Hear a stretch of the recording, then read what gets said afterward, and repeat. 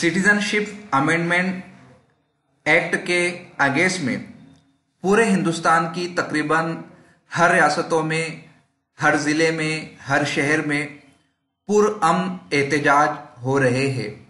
रैलियां निकाली जा रही है, पिटीशन फाइल की जा रही है। लोग अपने अपने तौर तरीकों से इस जालिम बिल की मुखालफत में सड़कों पर उतर चुके हैं। दर्जनों अफराद की जानें जा चुकी है, सैकड़ों जख्मी हो चुके हैं, बहुत कुछ नुकसान हो चुका है।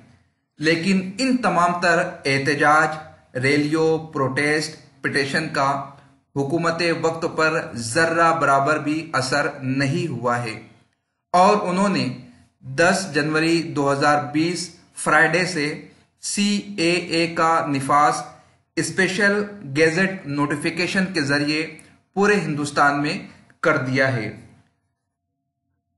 सवाल ये पैदा होता है कि जब डेमोक्रेसी में आवाम ही सेटिस्फाई नहीं है, बावजूद इसके ऐसा एक्ट जो आर्टिकल 14 का उल्लंघन करता है, उसके निफाज के लिए इतनी जल्दबाजी क्यों की जा रही है?